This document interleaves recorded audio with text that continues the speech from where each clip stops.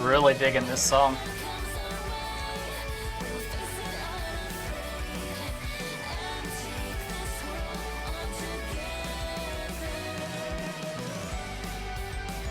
Not gonna lie, I'm already hyped.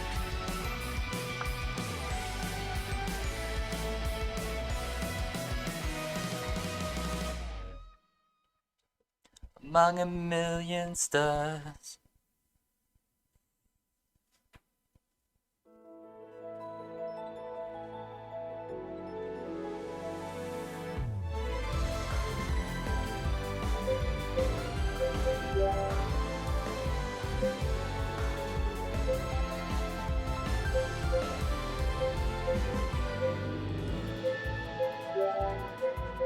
Alright, very comprehensive options.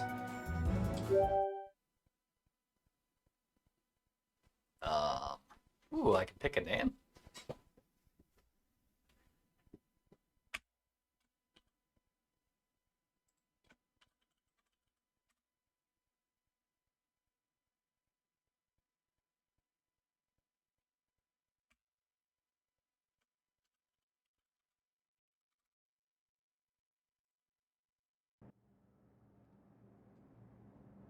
My real name so I can go full weeb.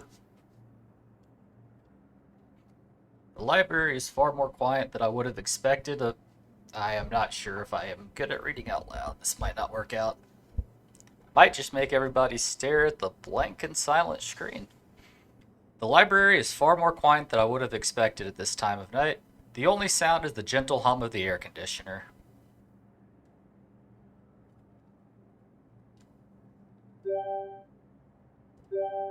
What button on the controller moves forward? Whoa, that was too close. That's not it.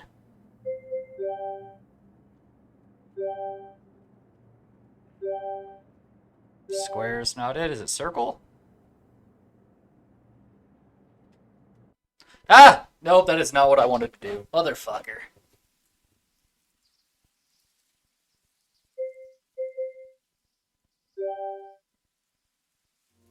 Poi? Oh my gosh. Why is the A button select until I actually get into the game?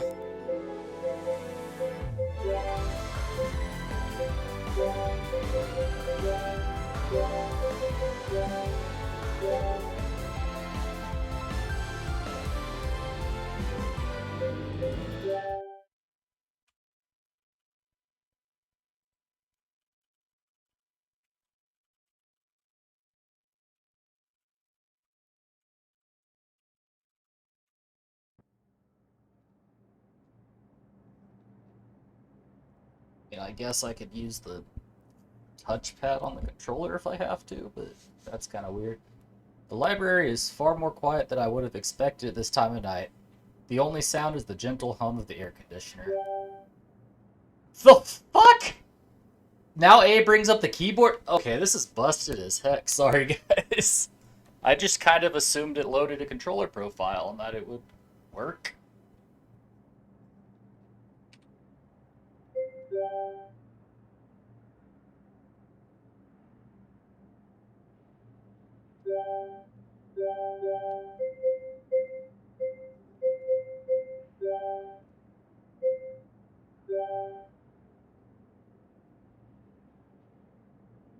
Seriously, what button does it want me to press? Nope, that's skip again. Mother...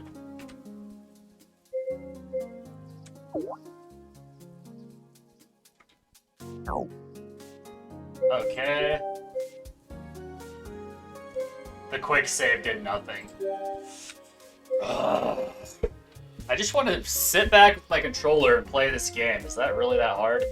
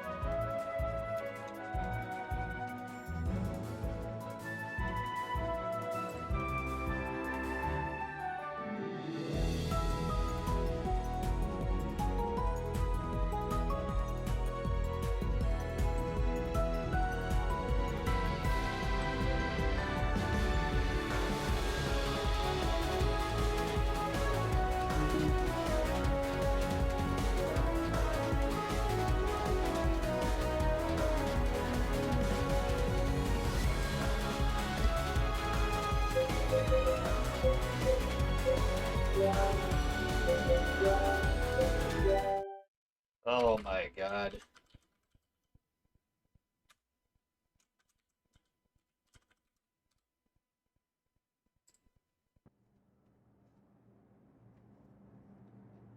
The library is far more quiet than I would have expected at this time of night. The only sound is the gentle hum of the air conditioner.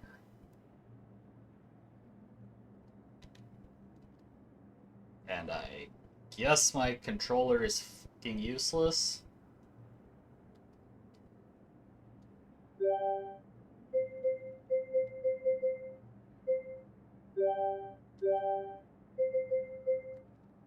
It's like, oh, now the A button selects again? It's working! Okay. Literally changed nothing. Whoa, that was too close. I blink my eyes wide open, then I stifle a yawn as I stretch to wake myself up. Focus. Finals are just around the corner, so I can't afford to slack off. Glancing around me, I notice that the only person left in the study cubicles... Oh, wait. Wow. Just skip words. Okay, let's try that again. I promise I'll try to get better at this. Glancing around me, I notice that I am the only person left in the study cubicles. It is getting pretty late. I'll go back to the dorms as soon as I can finish this last chapter. I flip through the book, only a few pages to go, and I can do this. Stealing my resolve, I refocus on my textbook.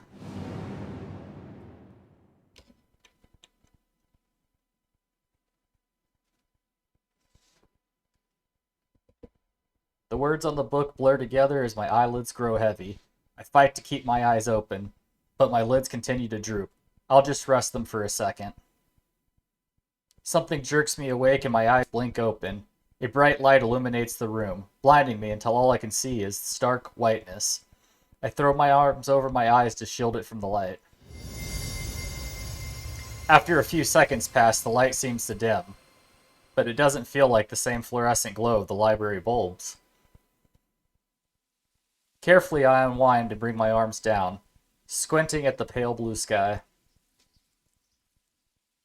A mild breeze tousles my hair, blades of grass tickle my neck as they wave in the wind. Where am I? I'm about to push myself up off the ground when something pops into view. A round blue blob with two dark eyes blink at me. Pie? It bobs slightly, like pudding. When it notices my stare, it opens its mouth and takes a dank bite of my nose. Hey! The creature's bite doesn't sting, but feels like a cool splash of water. Before it can take another, I scramble to my feet. Adjusting my mic like a pro. The creature tumbles off my head and falls to the ground. Once it lands, it shakes itself off with a gelatin tremble, clearly unfazed. Or gelatinous tremble.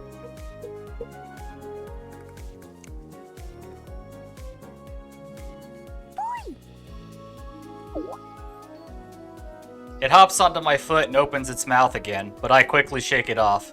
It rolls off my foot and into the dirt, then rights itself again. Boy. It pouts and continues to watch me, but doesn't attempt another bite. What is that thing? Boy? It cocks his head as if wondering the same about me. That's unsettling. I take in the scattering of trees around me. Their tall branches kiss the sky. There's a winding dirt trail which weaves through the trees. As I follow it with my gaze, I see smoke billowing out of the thatched roof of a village in the far distance. Where am I? The last thing I remember is studying at the library.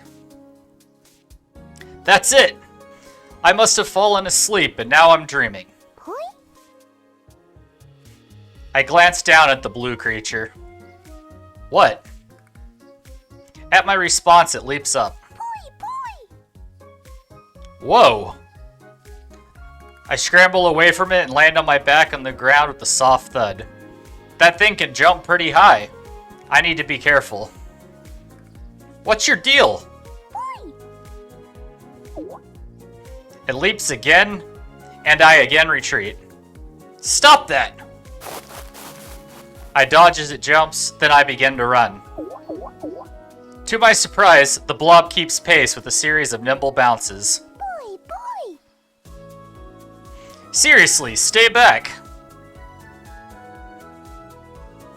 Musters up one long leap, and I turn around the corner of a sturdy tree to avoid it. I don't notice the other person until too late. We painfully collide, and I lose my balance before toppling over. Fortunately, my hand catches myself, protecting my fall. When I open my eyes, I see a woman.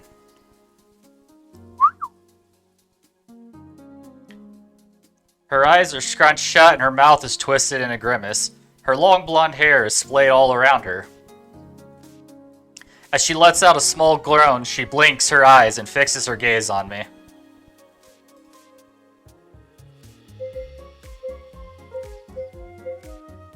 Maybe she can give me some answers. Where am I? Huh? She still seems a bit dazed. Maybe I was being too vague. What are you doing here? Looking for the... She blinks away the confusion from her eyes as her voice trails off. Then she clears her throat. Do you mind? Oh.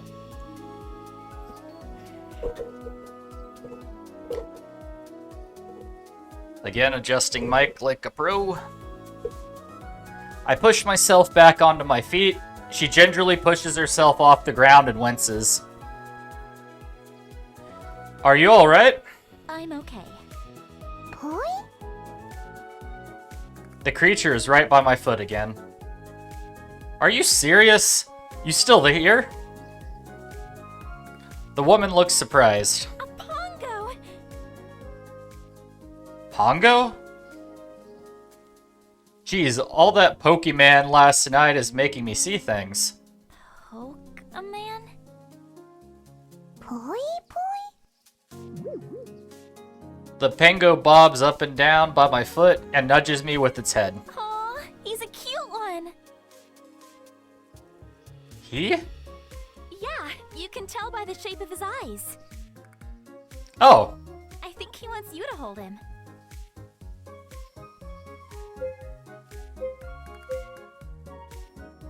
it's trying to eat me. I doubt that's what he wants. He tried to eat me earlier.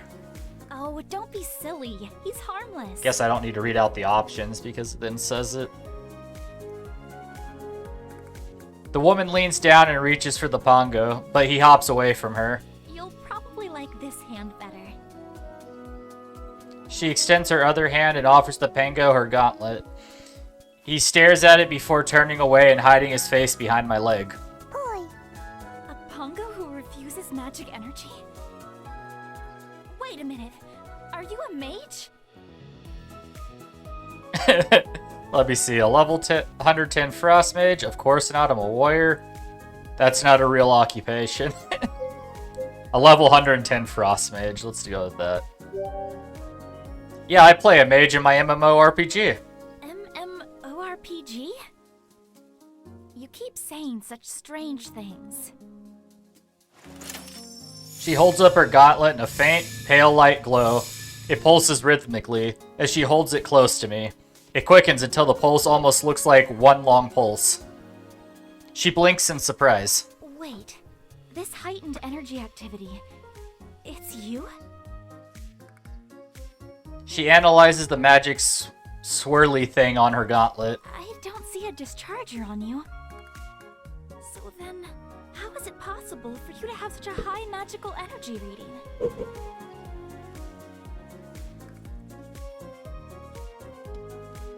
Man, I really should have got my setup all right beforehand, but I messed up the mic so much trying to fix this game. Okay. Are you carrying crystals? The options are no, and is this a sting operation? I'm gonna go with the sting. No way, man. I'm clean. Huh? I don't do drugs.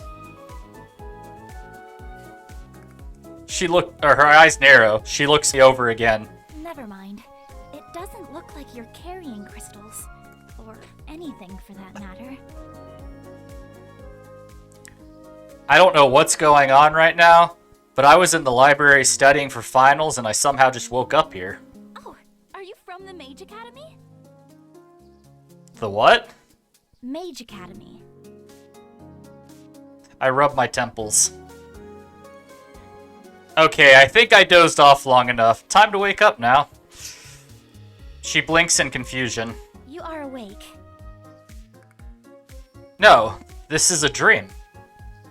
She frowns. I can assure you this is not a dream. Let me see. Time for the pinch test. I'm not convinced. You don't run into women this hot in reality? I believe you. Oh. You don't run into women this hot in reality. I kind of want to go with that one. I'll go with the pinch test. Could this actually be real? She definitely seems real. And that fall certainly hurt. I surreptitiously pinch myself and try to hide my wince. Alright, it blings back up the options again.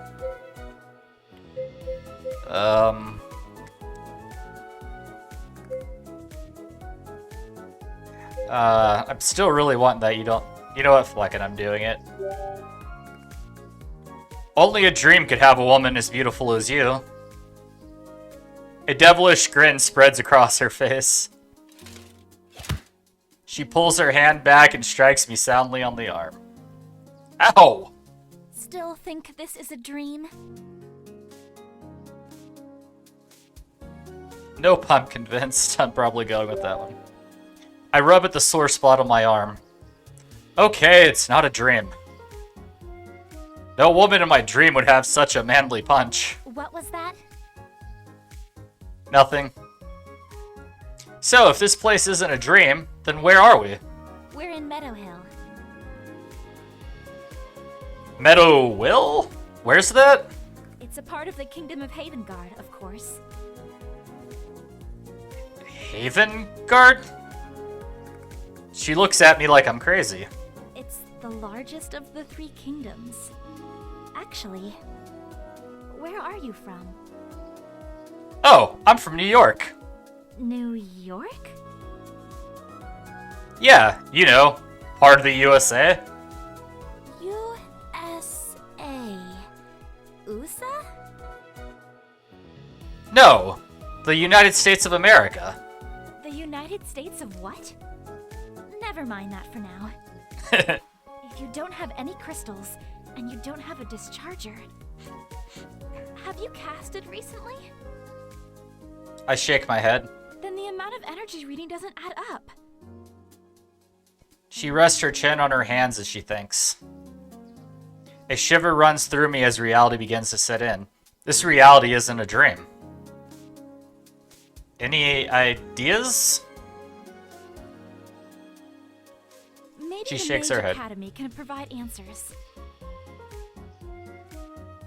Mage Academy? That's a start.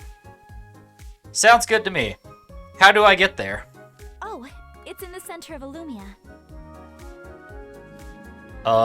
Where? Illumia. You follow the path going north until you arrive at the crossroads. Then you head... Her voice trails off as she notices my expression. I'm actually heading back there now. You can come along if you want. As I contemplate her offer, I look her over again. Can I trust her?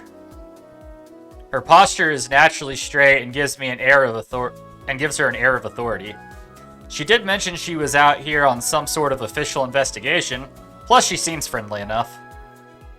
Besides, if I don't go with her, then I'll be wandering around on my own.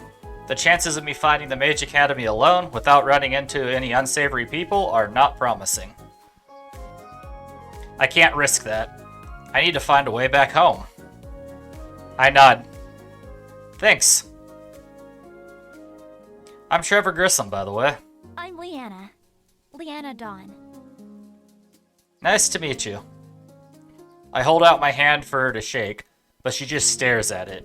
After keeping my hand out for a few seconds, I begin to feel awkward. Her expression changes to curiosity as she gingerly takes my hand. I grin broadly as I shake her hand firmly. She's a bit startled, but when our gazes meet, she matches my smile. It's nice to meet you too. I look at her questioningly as she continues to shake my hand. She slips her hand away and blushes. Shall we get going then? Ready when you are. Leanna nods and brings us back onto the path. Then she walks in the direction of the village. The Pango follows us, staying a step behind.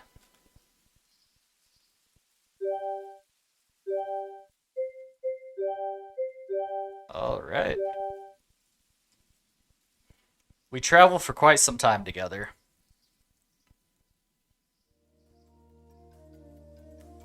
It's been pretty silent. I wonder if I should say something.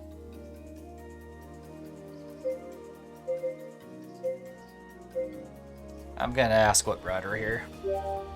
So, not that I'm complaining, but what exactly are you doing out in the field? The field? Where you found me? Oh, there have been rumors of high energy readings around Meadow Hill, so I was sent to investigate. I had already checked out the surrounding area, and there'd been no clear source for all that excess energy until today. When you met me? She nods. I hadn't been in the field for a very long time before you found me, though. You might be a byproduct of whatever created the energy spike in the first place. What do you think it was? I'm not sure. I haven't seen readings of that level before.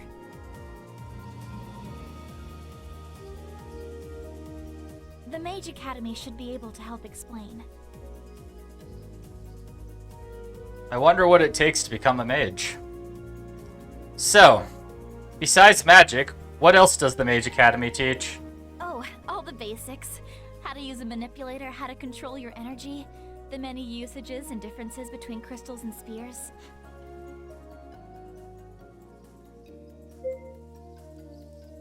Got it, or crystal energies and spheres, question mark. Second one. What exactly is this crystal stuff you keep mentioning? You mean the difference between crystals and crystal spheres? Well, when we refer to crystals, we mean the raw crystals, whereas crystal spheres are the usable refined state.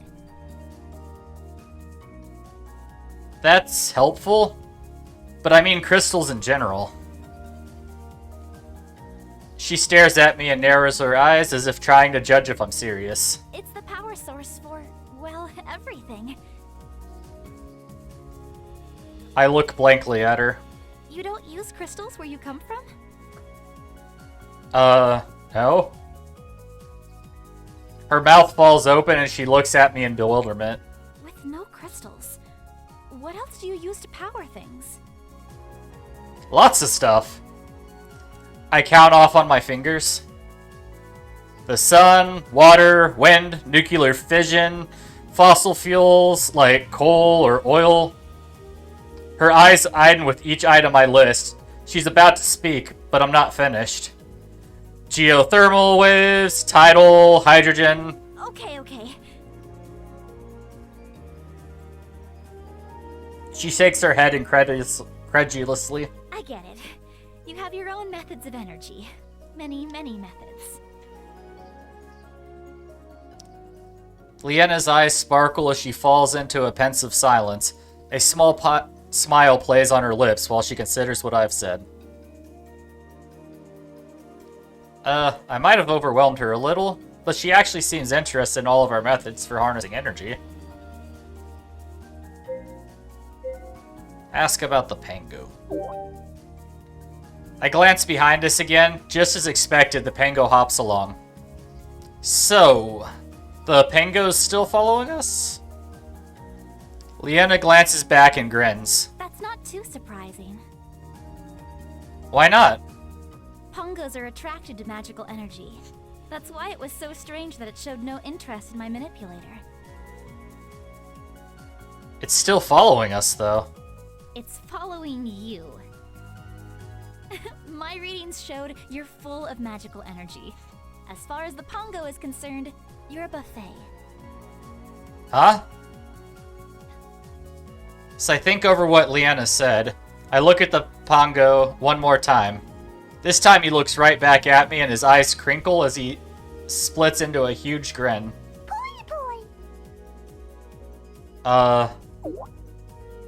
He leaps up into the air and reaches the height of my waist. Whoa! He jumps high again. Leanna giggles.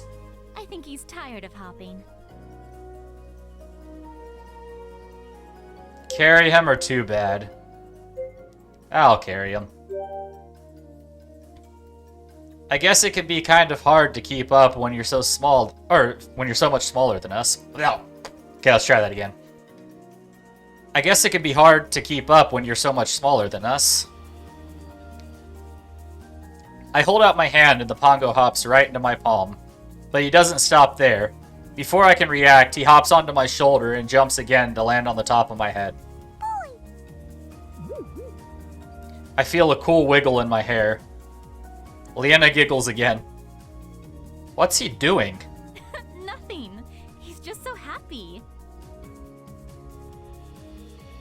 She reaches out a finger to stroke the Pango, who chirrups contentedly.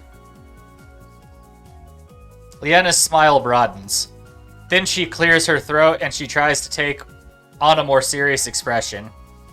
Her steps quicken as she resumes walking. Ask about her gauntlet. Without seeming too suspicious, I try to get a better look at her gauntlet. What was that thing she was doing with it earlier? Leanna notices me staring and shifts uncomfortably. Are you okay? Oh yeah. I was just curious about your gauntlet. Oh, my manipulator? Sure. All mages have a manipulator. It's how we use energy to interact with the elements around us. Wait, you mean you can cast spells? I suppose that's one way to phrase it. Whoa! Can you show me something cool? Like what? Anything, tornado power, cast magic missile. I'll go with anything. I don't know. Do anything. Leanna pauses while she thinks. Then her face brightens. She lifts up her gauntlet and points towards the Pongo. He levitates in the air, much to the Pongo's surprise. As he hovers in the air, he looks in all around him and opens his mouth, trying to eat the air. Leanna giggles and gently places him back down. That was sweet, or that's it? Well, obviously that was sweet. Whoa, that was amazing! Leanna smiles shyly as she brushes a stray lock of hair behind her ear. It was nothing.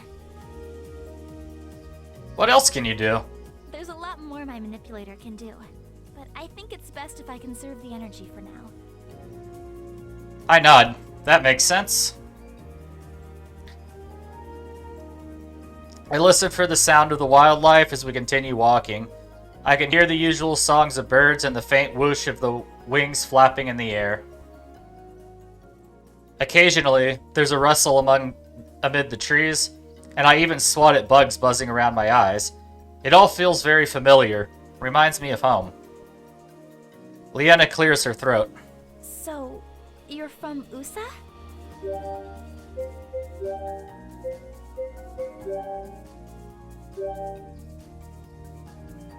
U.S.A.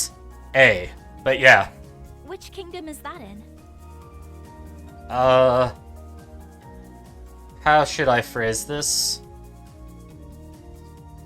In the Kingdom of North America. She frowns and scratches her neck. I'm a little ashamed to say I'm not familiar with that place.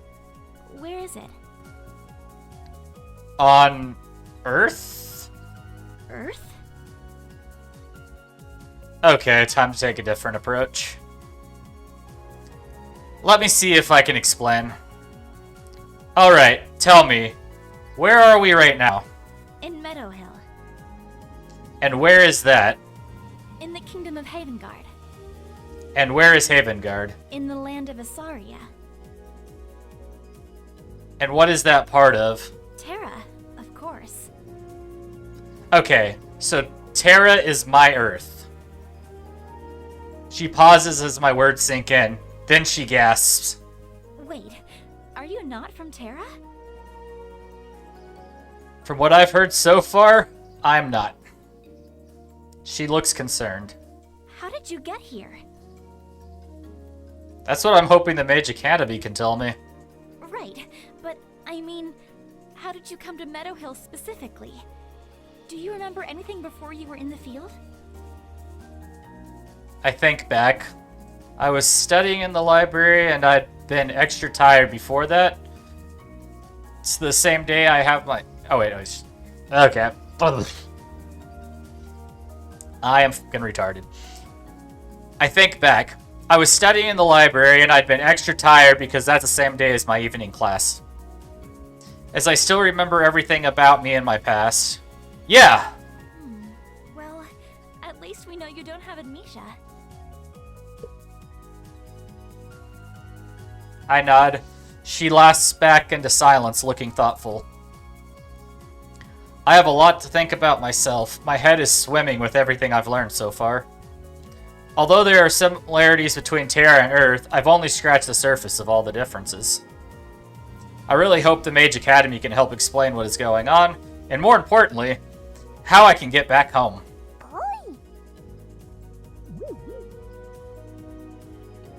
The pongo flips in front of my eyes, and I carefully scoop him back and place him on my head. Whoa, what happened there? Did you slip? Poi. Is it my imagination, or did that poi poi sound a little sheepish? Leanna looks over and grins. You were trying to get a good look at our friend here, weren't you? I feel a movement on my head as I assume the pongo nods. Looks like someone got a little adventurous and lost his footing. Poi. I let a chuckle as Leanna giggles. Once the pongo is secured, we continue walking. The sun dips into the sky and bathes the tips of the trees in a soft glow.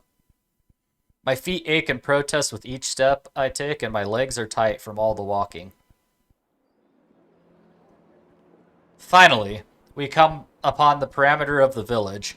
Leanna grins as she leads me through the gates. Here we are, Meadow Hill Village. I take the time to catch my breath and discreetly rest my burning muscles. Leanna hardly seems affected by the long trek.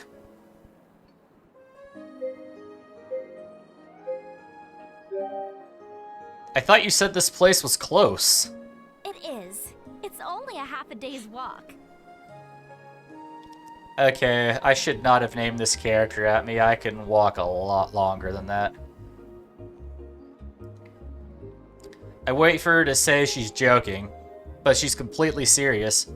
How is that close? We should have just used Uber. I'm sorry? I shake my head. Nothing. She cocks her head curiously, then shrugs. Let's continue. We can rest at the inn tonight. As she resumes walking, I ignore my screaming legs and follow her. The village is still bustling with people, even at this time of day. I suppose they're getting in their last errands before nightfall. For the most part, everyone seems to focus on their own tasks. They barely glance at Leanna, but when their gazes are drawn to me, they do look away. In fact, their steps slow and they crane their necks as we pass. Now I know how an animal feels at the zoo. Leanna overhears me muttering and watches the people around us. It's your clothes. They're very peculiar. What I'm wearing is normal where I'm from.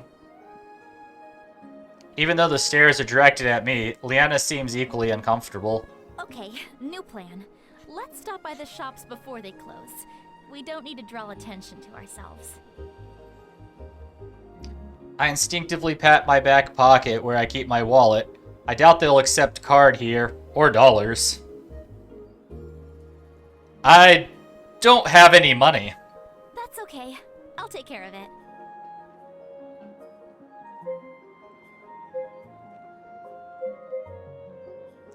That's really generous of you. Yeah, that's the one I'm going with. Thank you. I really appreciate it. It's understandable given your circumstances. I'll pay you back once I... Bye. God.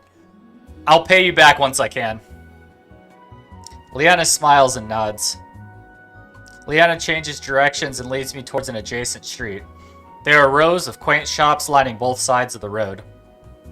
I read the signs as we walk by. Edward's Apothecary, Blackstone's Forge, Dragon Scale Armory. Huh! What is it? I was just thinking how convenient it is that everything is in English here. English? I should have expected that question based on our previous conversation with... Or on how our... I should have expected that question based on how our previous conversation had gone, but I'm still a little taken aback. It's... what we're speaking now? We're speaking common. What? Leanna pauses in front of the shop and peers inside. Satisfied, she motions for me to follow. Never mind. Come on in. We're here. I step into the shop and the first thing I notice is the overpoweringly musty smell of leather. It's not surprising considering the walls are lined with different types of leatherware. A small, elderly man emerges from the back. A pair of round glasses sits on his nose as an apron hangs around his neck. Welcome. Please, take a look around. His smile falters when he notices me. Leanna clears her throat. We're looking for a new wardrobe for my friend here. Yes, of course. The shopkeeper blinks back to reality and resumes his pitch. Well, you've come to the right place. We tan our hides and stitch the pieces ourselves. You won't find any finer quality than here. Leanna smiles politely and strolls towards the selection. I check out two seemingly identical leather vests, both of which are marked at different prices. I really can't see a difference between the two. Maybe they boost different stats. Hey, Leanna! She turns around. Which one of these will increase my... Let me see. Defense, strength, dexterity, intelligence, focus. Ooh, I like intelligence, even though it's gonna sound dumb as fuck. Intelligence. She raises an eyebrow and nods. Then she picks out a random shirt. This one does. Really? Leanna giggles. Did she just troll me? I guess I kind of deserve it. Very funny.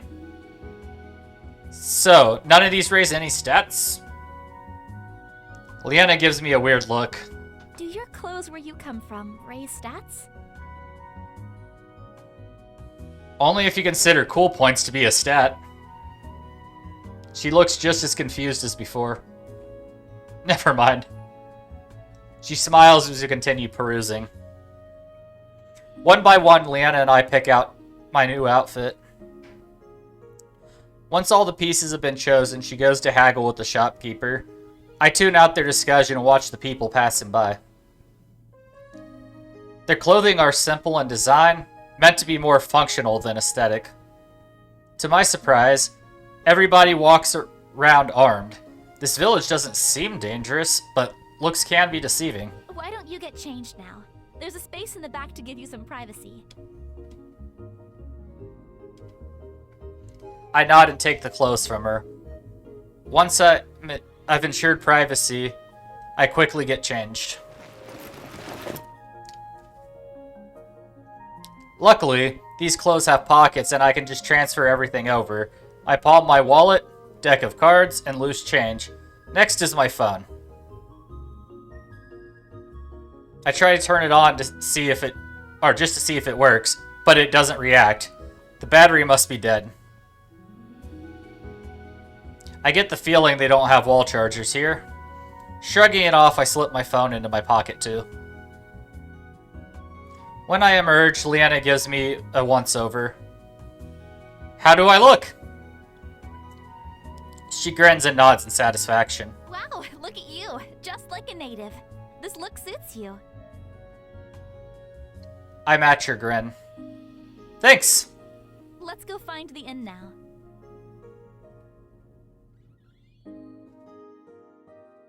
She heads out of the shop and I follow her. Actually, maybe we can stop by the armory? She pauses and looks curiously at me. Armory? You want to get a weapon? Her question is careful, cautious. The goal is to blend in, right? It's weird that a person wearing leather armor is traveling unarmed. I look like a hostage or something. You do have a point. Plus, it could come in handy. Sorry, I'm trying to work on, like, actually having different tones for, when I'm speaking and when I'm reading stuff, but some of it blends over. Why do I not like the sound of that? Do you know how to use a weapon? Again, although her voice holds no hostility, I can sense her caution. I practice kendo competitively. She blinks. It's a type of sword fighting where I come from. I see. Leanna falls silent as she gazes out onto the street. After an extended pause, she nods. We head to the forge where rows of blades ringing for blonde swords. Oh, I got something in my throat. Yeah. We head to the forge where rows of blades, ranging from long swords to short daggers, hang from the walls. All of the blades look fairly plain here, but the steel edge glints dangerously amid the warm glow of the forge. Unlike the previous shopkeeper, the metalsmith ignores us as he pounds out a red-hot blade. Sparks jump from the clanging metal, reminding me of fireflies. Leanna lets me browse the swords. I reach for one that catches my eyes. As I gently remove it from its shelf, I miscalculate its weight and drop it. The steel scratches the ground with a sharp screech. The metalsmith pauses in his work to glower a warning. Leanna looks in shock. Sorry, that never used the term glower before. Careful! I quickly right the sword back up and I grip it tightly. Leanna now watches me with intrigue. Is this the first time you've held a sword? Practice ones only. I lift, bro. Just a minor miscalculation. I got it. I'll go with the last one. Shaking my head, I take a practice swing with the sword and it glides gracefully in the air. Leanna looks impressed. Was that a move from your kendo? I nod. Not bad. I swing again and the movements flow naturally. As the sword cuts through the air with a sharp twing, I can't help but admire how smoothly it slices. This is high-quality craftsmanship. Let's go with this one. As before, Leanna discusses with the shopkeeper. When she returns, I strap the sword to my belt.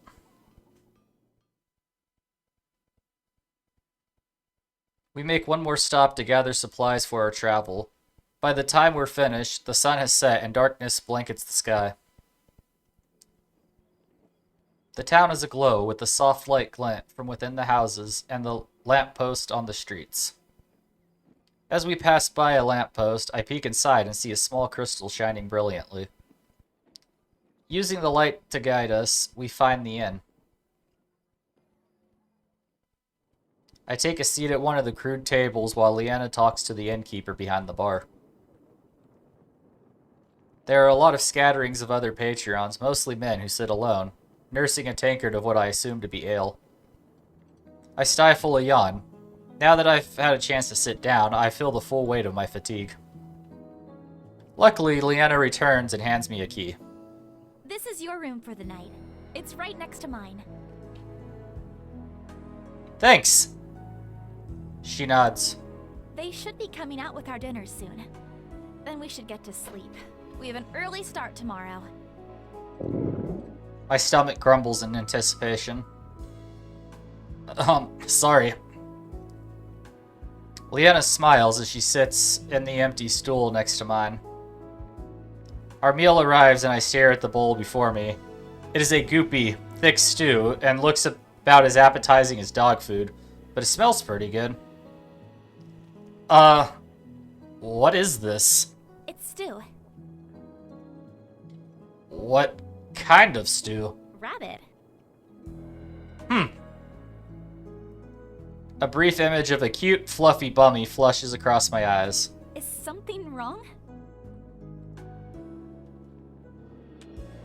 Is this normal stew? Meat is murder, nope is all good, and I only eat non-GMO, all-natural, vegan, certified, gluten-free, 100% whole grain, no trans fat, grass-fed, no preservatives, organic pasture meals. I'm just gonna go with a nope, it's all good.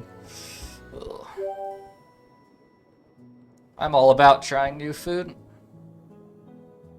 Nothing's wrong. This is fine, thanks. I take a tentative bite of my stew. How is it?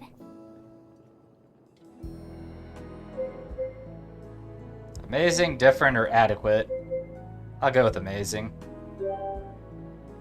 This is even better than I expected. Leanna grins as she digs in. I finish eating and Leanna cleans her bowl. Then the two of us head upstairs. She pauses in front of her room and I stop in front of mine. Good night. Good night. I'm about to enter my room when I hear a small voice. Boy? Looking down, I see the Pongo left at my feet. Now that I think about it, ever since we entered the village, he's been awfully silent. Have you been following us the whole time, or did you lose us and find us again? The Pongo blinks twice and bounces. Boy. Pongos aren't exactly welcomed everywhere. Huh? Why's that? Well, they absorb the energy around them, including crystals which are used to light lampposts, or other similar items. Ah, I can see how that would be bad. I think this guy knew to stay out of sight once we came in here. What if someone sees him here? As long as he doesn't stray too close to a crystal, he'll be fine. People only make a fuss when it looks like their crystal might be drained. Got it. She reaches towards the Pongo. Do you want to sleep with me tonight? Boy? The Pongo snubbles against my leg, Leanna sighs. I thought as much. She opens her door and flashes me one last smile. Sleep well. She disappears into her room. I open my door and step through. The Pongo perks up. Boy. Let him in and not know my room. I kind of want to do the second one, but no, I'll let him in. I step away from the door and the Pongo hops in. As I close the door behind him, he continues to hop around the room, as if inspecting it. Yawning widely, I collapse onto the bed. The Pongo continues to circle the room. Are you looking for a good place to sleep? Boy. He suddenly leaps up and lands on my bed. Then he bounces to the foot of the bed and wiggles himself a cozy nest by creating a small crater on the top of the blankets. I can't help but grin at the little guy. Good night, Pongo. Poi poi. I roll over in bed, and it's not long before I fall asleep.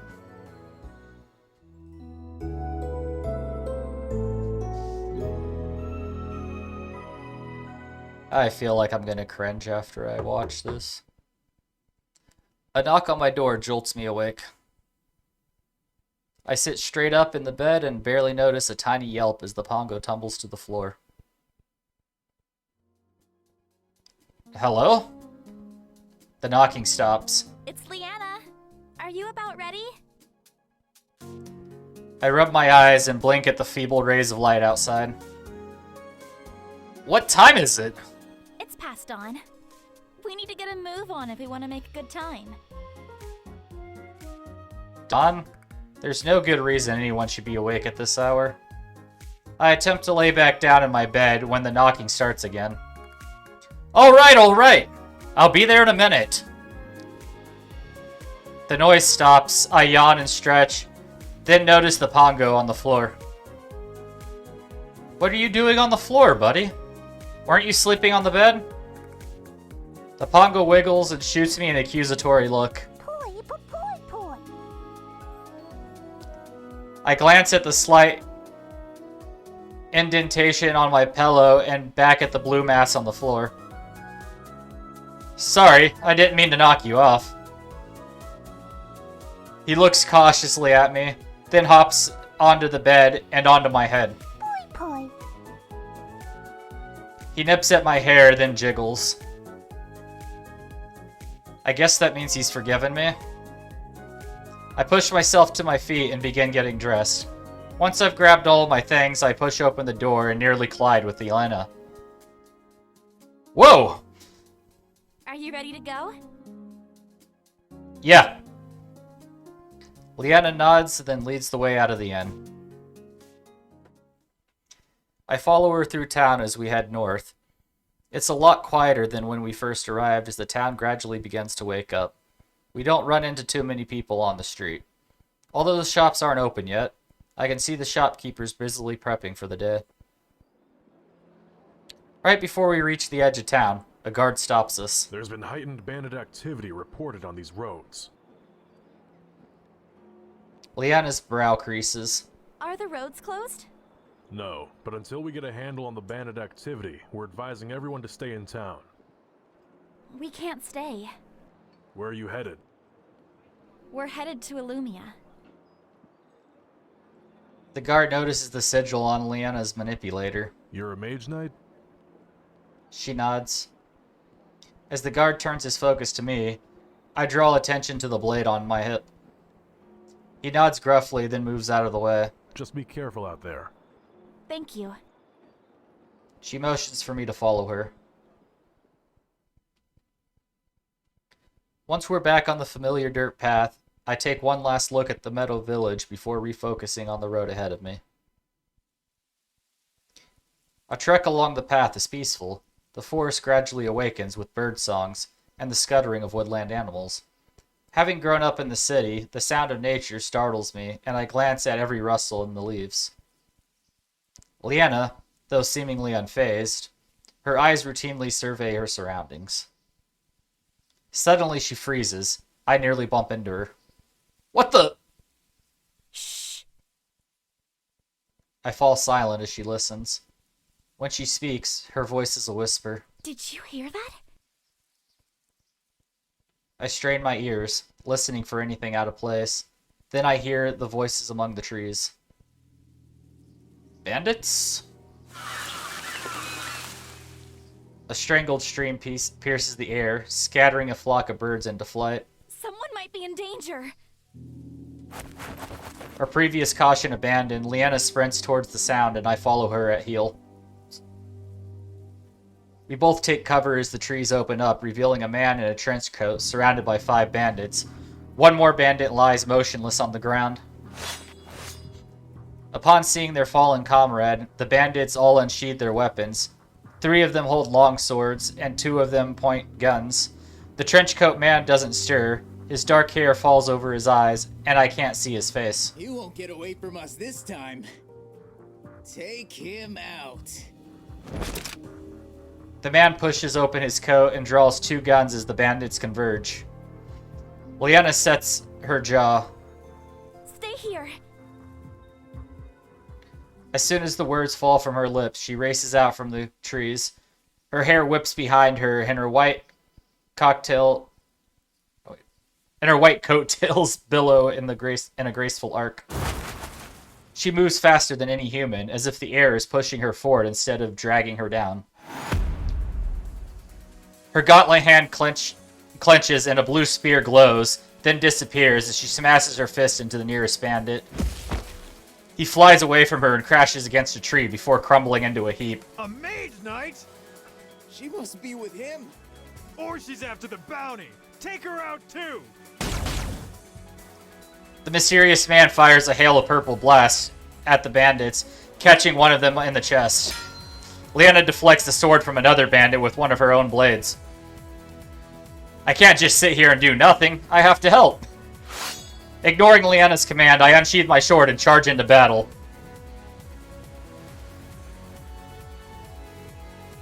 First encounter, click the matching icon. Oh shit.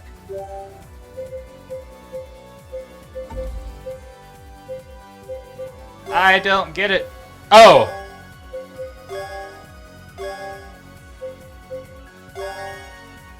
Okay, whoops. That was close.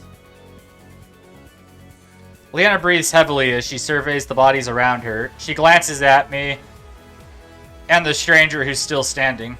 Anyone hurt? I do a gentle pat down on myself and wince at my bruises. Nothing major. Leanna nods, then she fidgets with her manipulator. The man stays silent as he inspects his gun.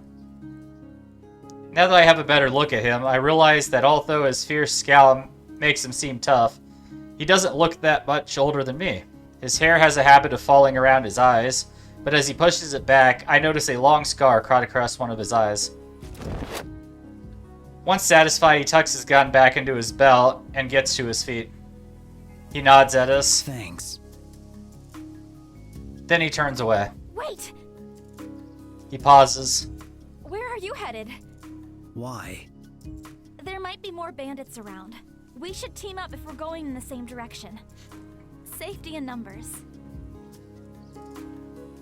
He studies us in a stony silence. Then his gaze flicks to a manipulator and he relaxes slightly. Where are you going? We're headed to Illumia. Me too. Leanna nods. You're from the Mage Guild? Yes, I'm Leanna. I'm Trevor. Zach. Boy. All of us glance at the little blue Pongo who seemingly popped out of nowhere. And, this is our little friend. I see. The Pongo blinks at Zach, who stares him down. The Pongo bounces uncertainly. Boy. Zach's unblinking stare never wavers, so the Pongo scoots behind my leg for safety. Now that introductions are over, let's get moving.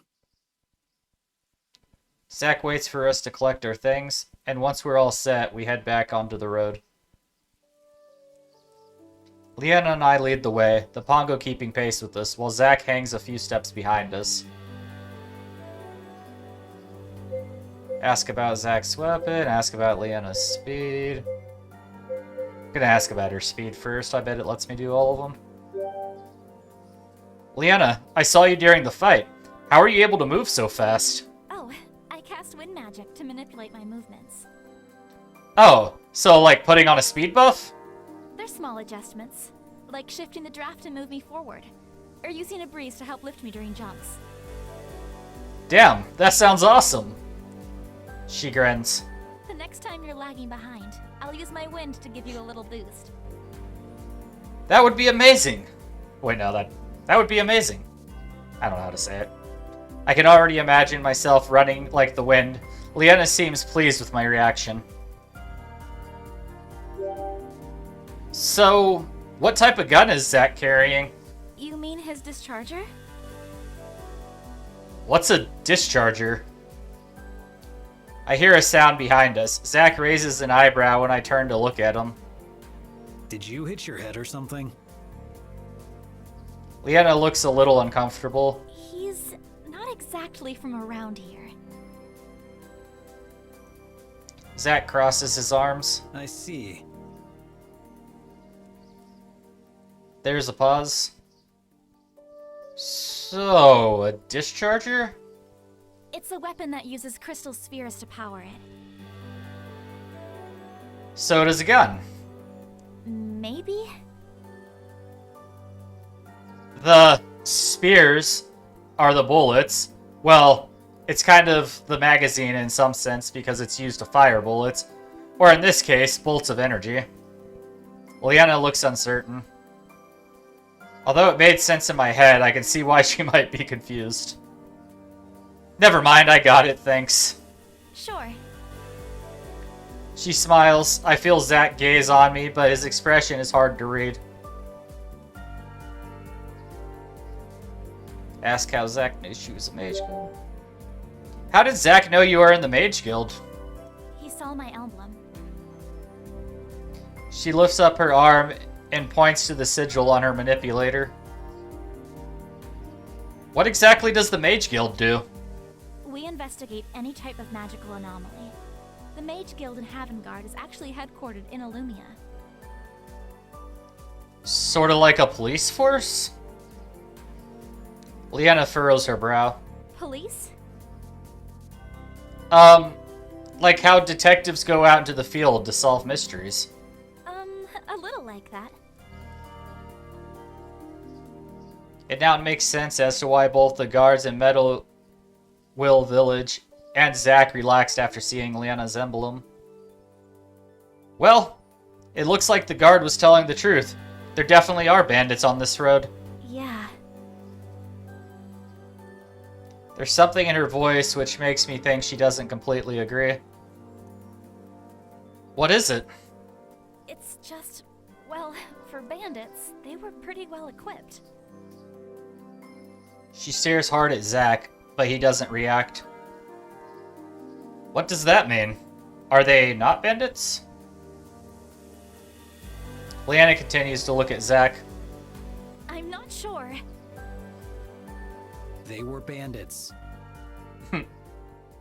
She looks sharply at Zack, obviously caught off guard. Sure. That didn't sound too convincing. The subject drops, but I still feel a little uneasy. If those guys weren't bandits, then who were they? And why were they attacking Zack? The questions circle in my mind as the conversation lulls to silence. Leanna leads the way, though she seems to have something on her mind. Zack trails from behind. He remains on heightened alert. We travel together for quite some time with no further interruptions. I can feel my legs start to burn from all the walking. Leanna squints at the sky. We should make camp before it gets dark. Zack nods. There's a good spot up ahead which hides us from view. It'll still give us visibility on any intruders, though. Sounds good. Zack leads the way, and we soon reach the clearing. The three of us get to work setting up camp. I roll out my bedrolls near the campfire and notice how thinly it is spread on the ground. Can this thing really be comfortable? I guess there's only one way to find out. I lie down on the bedroll and place my hands behind my head. This isn't as bad as I thought. A yawn escapes my lips. I could definitely fall asleep here. My gaze lingers on the night sky above. The moon hangs in the inky sky, dotted with so many pinpricks of silver light. They sparkle vividly, as if trying to chase away the dark. I breathe out a breath of wonder. I breathe out a breath in wonder. I never knew that the stars could shine so brightly. I try to pick out a few constellations, but the star patterns above are unfamiliar. What are you looking at? I quickly sit up at the sound of Leanna's voice. She holds 2 steaming bowls in her hand. I accept one of the bowls with a smile as she sits beside me. Just admiring the sky. This place is really beautiful. Back where I live, you don't get to see so many stars. How come? Light pollution. Our cities are filled with so much light that it drowns out the stars. Leanna gazes thoughtfully at the sky. Right. It's a little harder to see the stars in town than it is out here.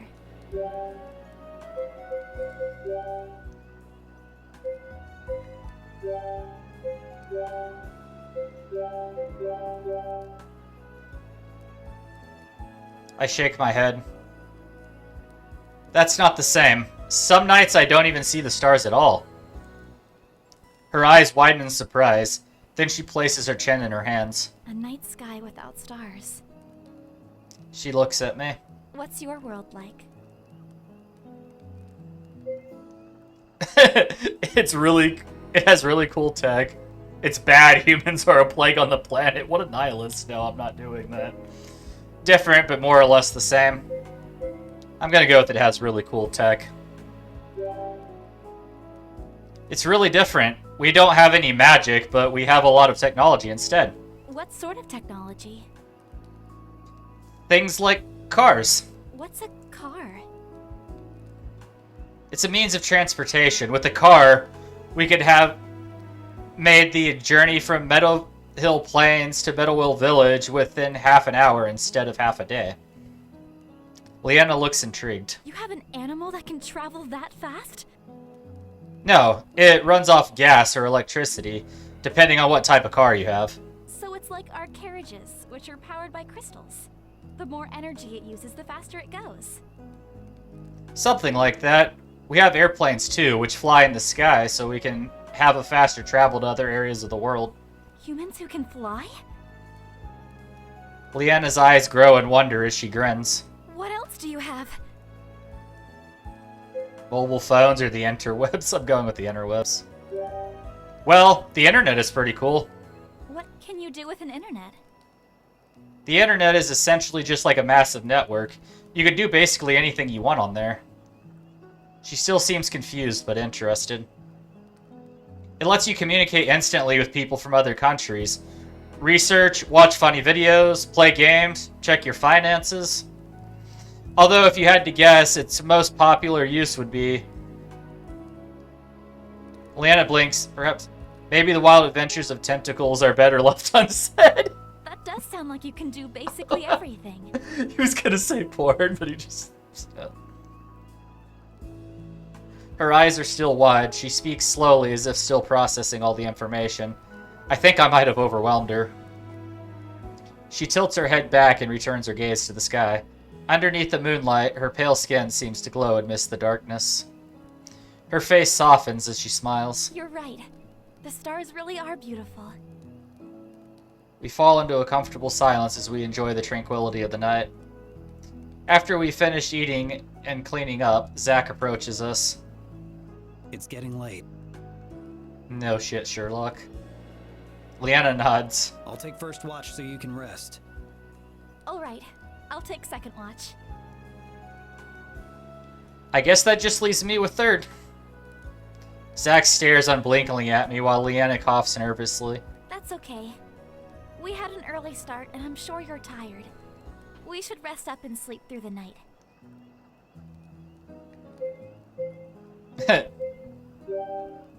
Huh?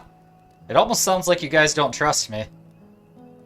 Although I try to keep my tone light and joking, Leanna looks guilty. No! That's not... I mean, it's not that we don't trust... Yes. I like this Zach guy. She looks sharply at Zach. His arms are crossed, but his expression doesn't change. Seriously? Zach nods towards Leanna. She's part of the Mage Guild, so I know she won't pull any tricks. I don't know anything about you. I'm sorry. As the fire in my mind abates, I realize Zach has a point. I've given him no reason to trust me. If I were in his shoes, I'd be just as cautious. I nod. Alright, I suppose that's fair. I better get to sleep then. Good night. Good night. Zack nods. Leanna flashes me one last smile before crawling into her bedroll. As she lies down, Zack positions himself against a tree and takes a seat. Go to bed or get to know Zack? I think I'll get to know Zack. If we're going to be traveling together, I should make an effort to get to know what kind of person he is. I walk over to Zack. Hey! Mind if I sit? He gestures for me to join him, so I do so. Obviously, I'll have to lead the conversation.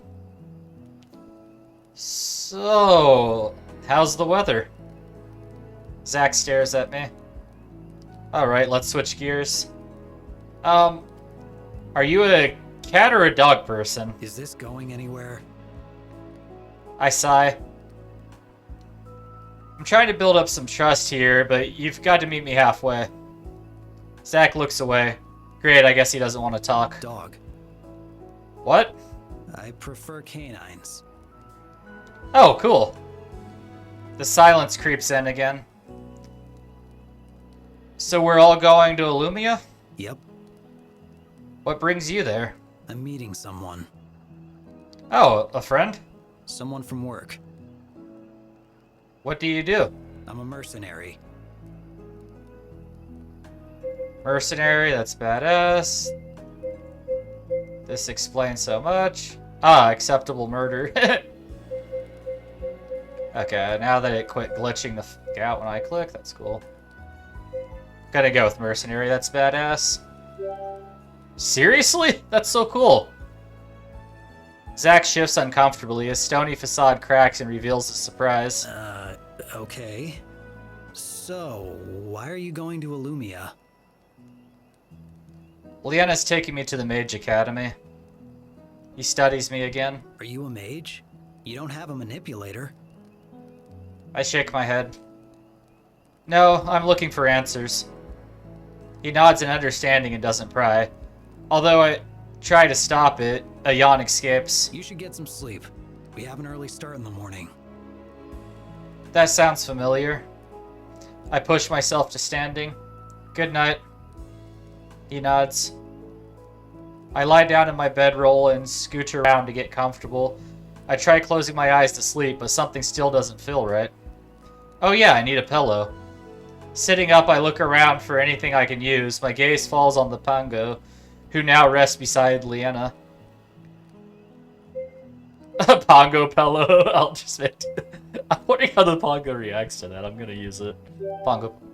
This is happening. Psst. Pongo. The Pongo blinks. The Pongo blinks, open, bleary eyes. Wait. The Pongo blinks, open, bleary eyes, but perks up when he notices me. Boy? Come here. Boy. He happily bounces over. When he comes within reach, I make a grab for him and plunk him on my bedroll. He squeaks in protest as I lay my head on him. Like a slippery eel, he wiggles himself free and bounds back to Leanna's side. No, Pongo! Boy. He glares suspiciously at me. Boy. He turns his back to me and cuddles against Leanna. I sigh. Well, I guess I have no choice but to make do without being I sigh. Well, I guess I'll have no choice but to make do with being pillowless. Lying back down on my bedroll, I close my eyes and eventually drift to sleep.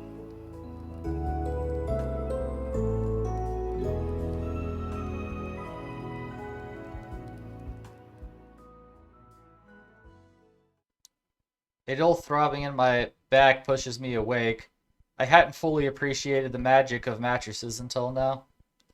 The yawn escapes and I stretch widely. Aside from the achiness, I actually feel well rested. I sit up and glance around. Zack leans against a tree with his head down. His hair covers his eyes, so I can't tell if they're open or closed.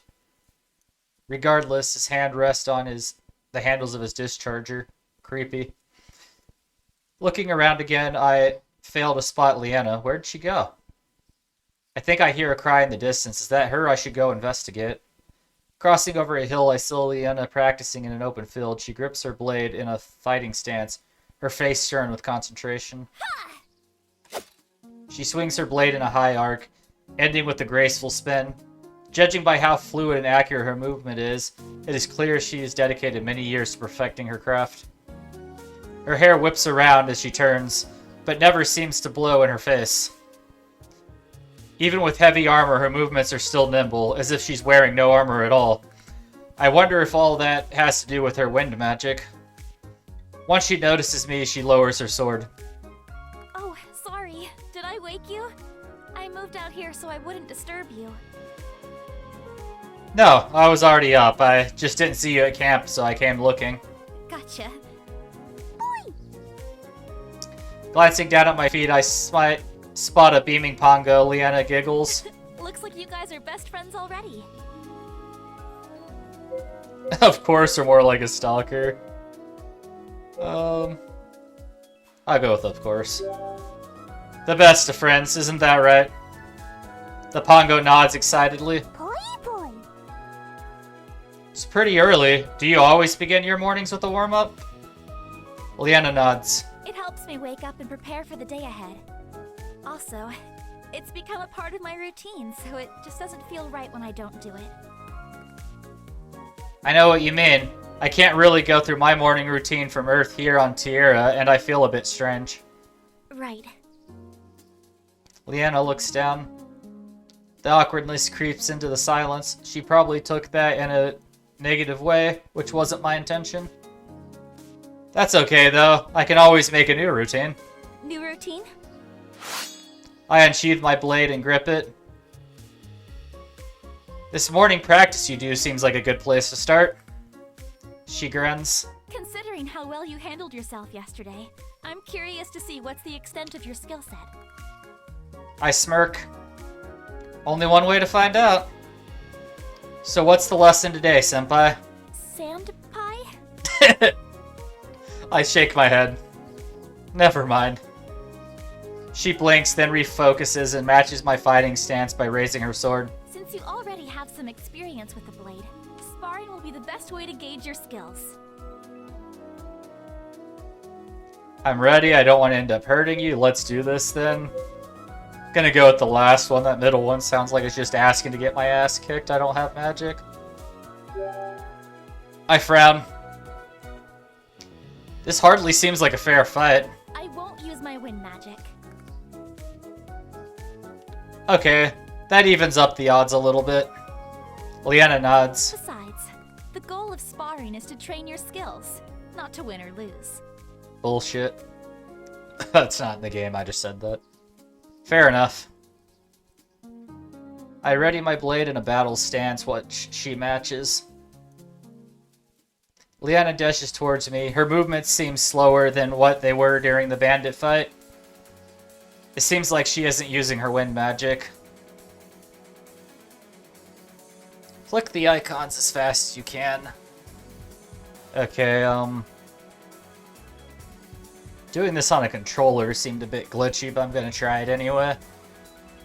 Can I save? It's too late, I guess.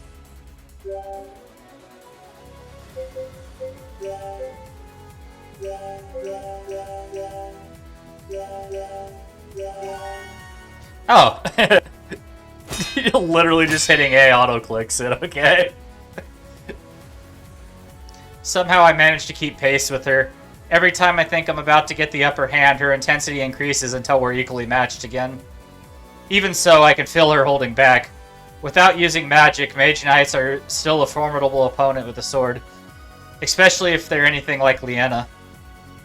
We go back and forth with a few more swings until Leanna strikes from above. I hurriedly block with my sword, but I lose my balance. In my hurry, and topple to the ground, landing on my back. Leanna kneels down beside me. Your fundamentals are solid. If you keep practicing, I'm sure you'll be a formidable warrior in no time. That's pretty high praise when it's coming from you. She smiles and blushes. Leanna extends a hand and helps me back onto my feet. It would be better if I could watch you spar with someone else. That way, I can see your movement from different angles and give you better feedback. Unless the Pongo can use a sword, the only other option is Zack. I look around and spot Zack leaning against a tree closer to our sparring location. He watches us with his arms crossed. Wait, how long has he been here? Leanna rushes over to him. Zack! Would you be willing to duel with him? She points to me. I'd like to get a better look at his technique. He merely stares at me. Oh, right. You need a blade. Leanna hands her blade to Zack. He takes it from her and inspects it. What are the rules of the duel? Standard spar. Be the first one to knock your opponent to the ground. Zack nods and heads towards the field. Leanna returns to me and we share a glance. That was surprisingly easy. I guess it's not in a mercenary's nature to back down from a fight, even if it's a fake one. Are you two ready? I step a decent distance away from Zack and ready my blade. Let's go ahead and save.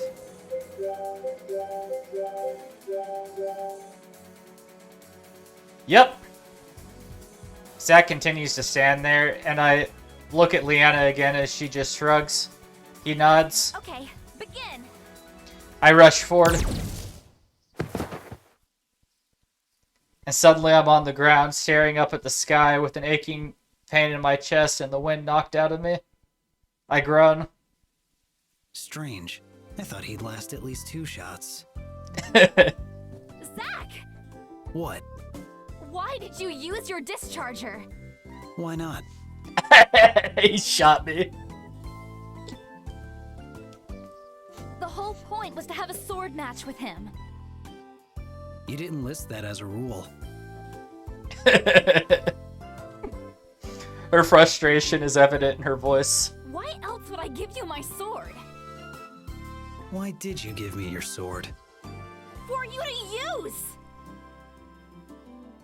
She snatches her blade back from Zack and heads over to me. Are you hurt? I don't think so in my pride. I'm gonna go with my pride. So this is what it feels like to be emasculated twice. My gaze drifts past Leanna to the blue sky behind her. At least the view is nice. Leanna helps me up again. The one and only lesson you need to know when fighting. Do whatever it takes to win. As soon as he's done speaking, Zack turns around and heads back to the campsite. Leanna huffs. Mercenaries can be so annoying sometimes. Agreed. He probably seen some heavy stuff. His advice is relevant. I want to go with his advice is relevant, but I also don't want to completely just dump what she's saying because she's cuter. Let's go with he probably seen some heavy stuff. Mercenaries take on all sorts of jobs, including some really unsavory types. That probably influences their battle ethics and code for survival to be more brutal than others. Leanna ponders my words. That's true.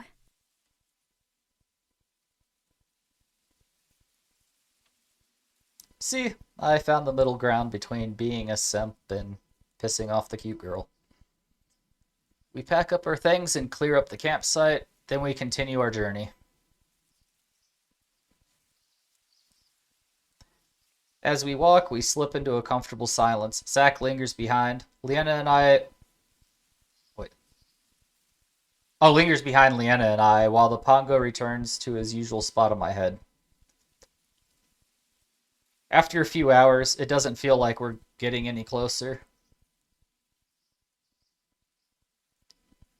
So, how long until we reach Illumia? We'll need to stop at Raven Pass to restock and spend the night. But if we continue to make good time, we'll reach Illumia by midday tomorrow. One more day of walking. If only I had brought my BitFit, I would have my daily steps done for a lifetime. I nod, and we fall back into silence. By mid-afternoon, we arrive at the gates of a settlement even smaller than the Metal Hill village.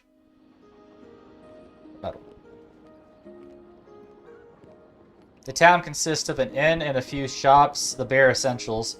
They probably only ever see travelers like us, people passing through on their way to Illumia. Okay, we should stock up on supplies. I'll be making a stop at the weaponsmith. Zack pats the two holstered dischargers by his side. Now that I think about it, I only saw him use one during the bandit ambush. The other one must have already been damaged. I'll check out the shop since my weapons are okay on repairs. I'll go with you. Leanna smiles. Zack nods. See you soon then. He turns down another path. Let's go. Leanna smiles back at me as she leads the way to the shops. Wait up!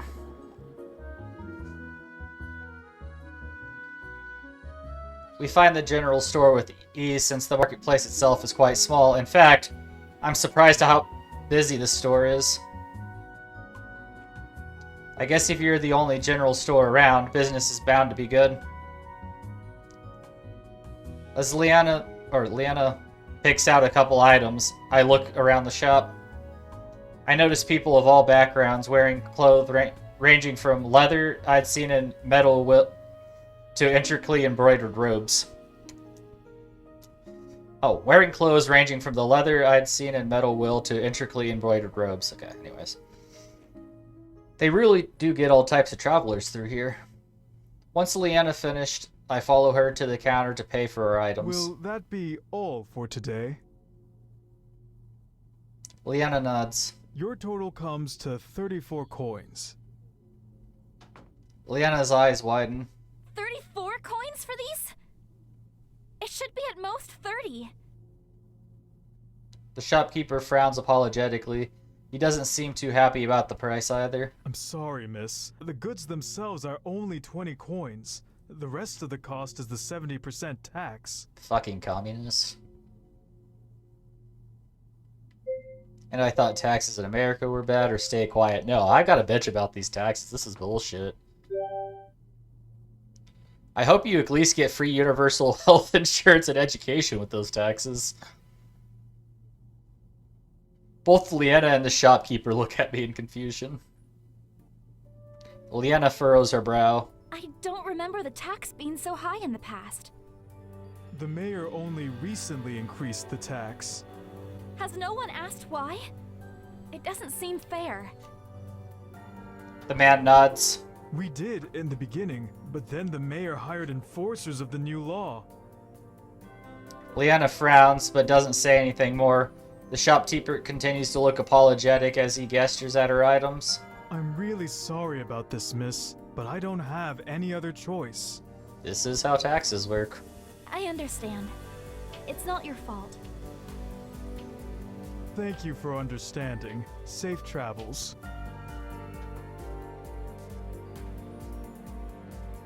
We head out and Leanna seems quieter than usual. Are you okay? Something about this just doesn't seem right. New tax rules and new guards to enforce them? I came through here only a few days ago on my way to Meadow Hill, and the tax hadn't been changed then. Something doesn't seem right. Yeah, taxation is theft. It all seems too sudden.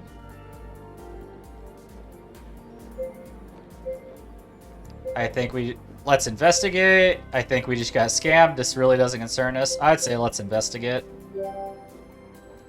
We should find out what's going on here. Leanna blinks. Really? I nod. We can't just leave it alone if something foul is at play here. Okay, well, let me try that again. We can't just leave it alone if something's at foul. Jesus, sorry. We can't just leave it alone if something foul is at play here. Leanna smiles. You're right. Anyway, let's go meet up with Zack. I nod. We make our way to the lane of armory and... Oh, wait, okay. We make our way to the lane of armory and smiths and peek through a few shop windows before we spot Zack. A guard looms over him. Uh-oh, this doesn't look promising. Wait, uh-oh, this doesn't look promising. Leanna frowns as we enter the shop. This doesn't concern you. Stay out of it. It became my concern when you threatened him in front of me. Ooh, I like this guy even more. Threatened. All I told him was what may happen to his store if he doesn't pay up for these protective services. It's a mob. So basically a government. Leave. Now. The guard laughs. What makes you think I'd listen to you? Zack glares at the guard as he flips open his coat and reveals his discharger. He grips the second discharger on the table. The color drains from the guard's face. 2 dischargers with purple spheres and a black trench coat. It can't be. Zack shifts slightly, increasingly the ferocity... Oh, wait. Zack shifts slightly, increasing the ferocity in his eyes. The guard tries to hide his fear with false bravado. He turns towards the shopkeeper.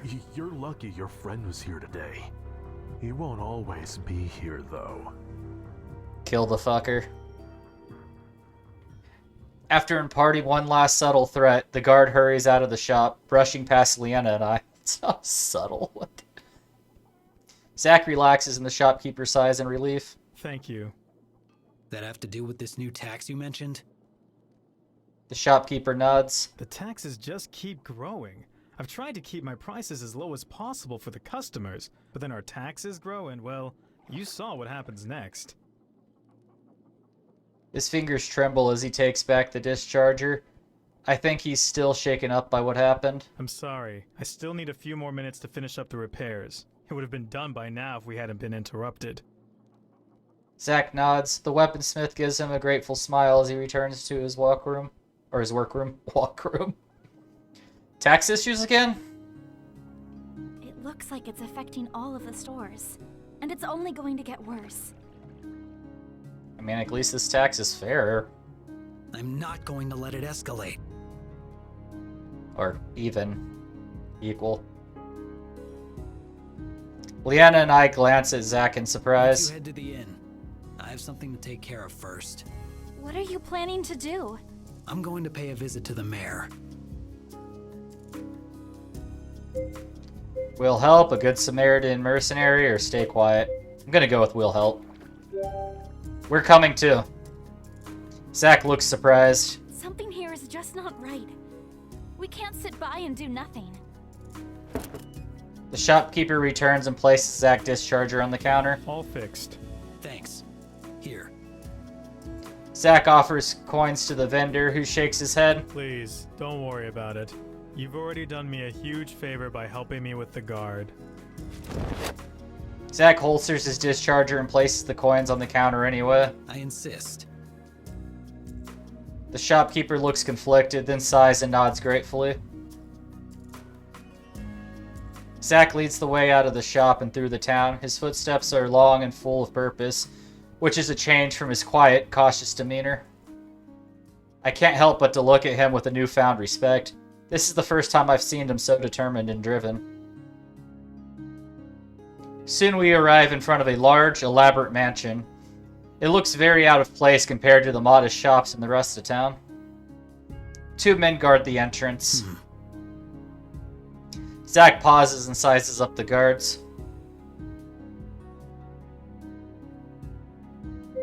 Use the element of surprise for 2 quick sneak attacks, or talk your way in.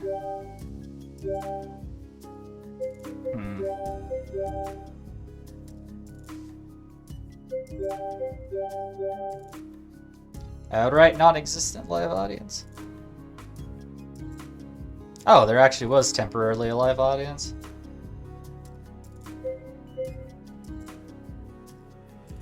Well, the audience is gone now anyway, so doesn't matter.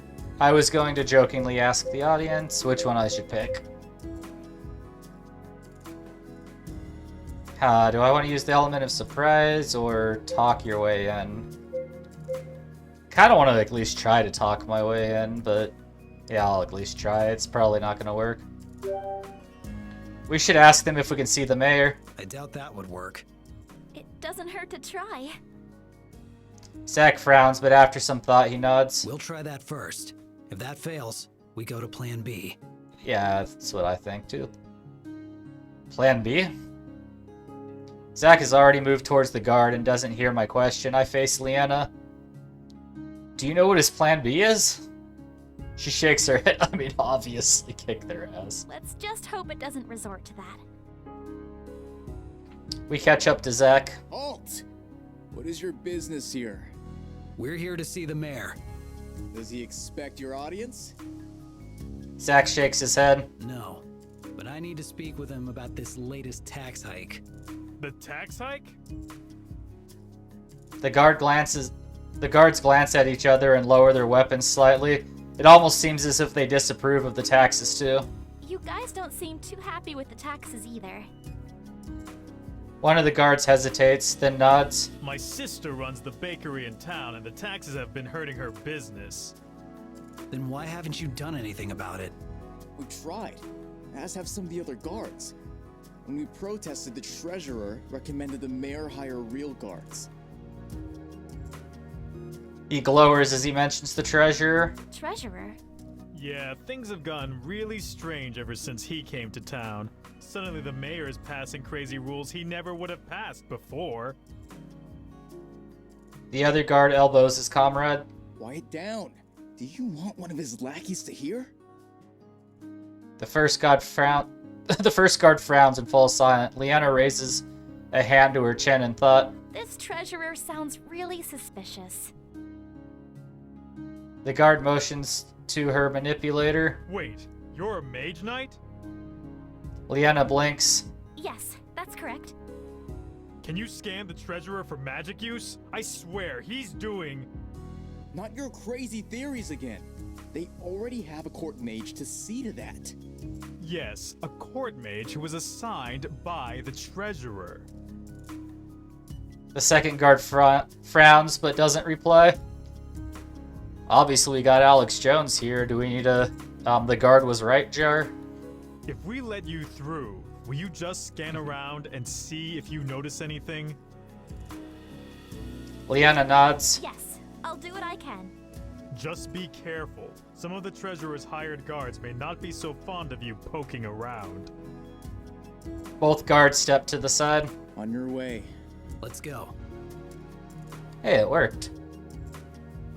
Zach leads the way again. We follow behind as Leanna fiddles with her manipulator. As we progress through the mansion, we pass unnoticed by the clerk and guards milling about.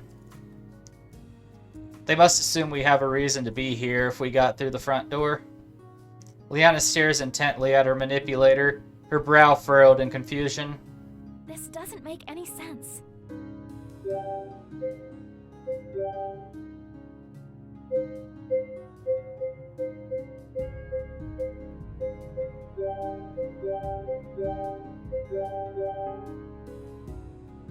What is that?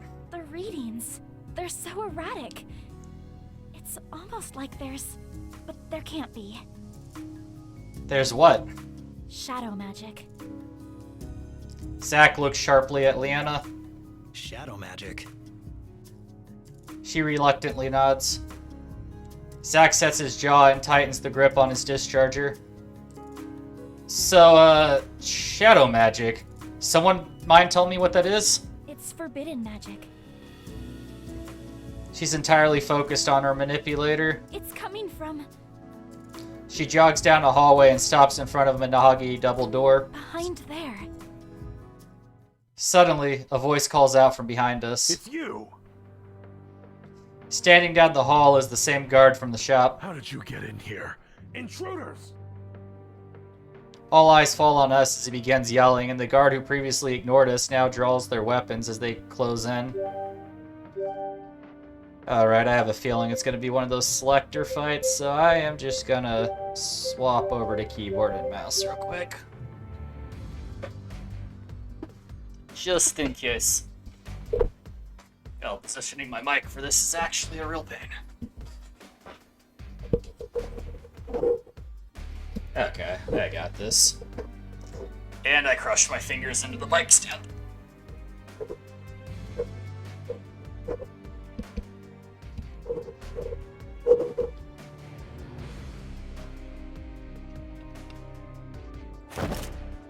Zach pulls out his You discharger. go deal with whatever that is. I'll keep them busy here.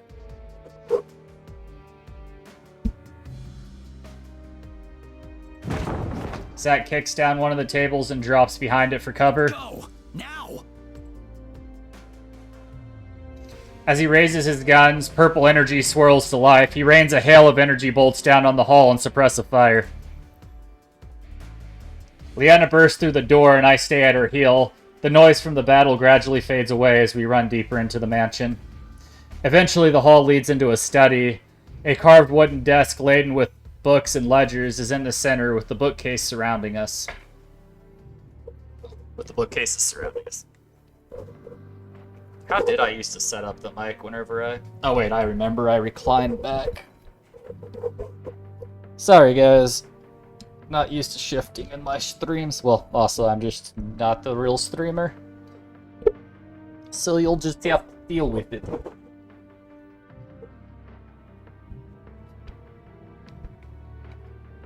Same for the YouTubers.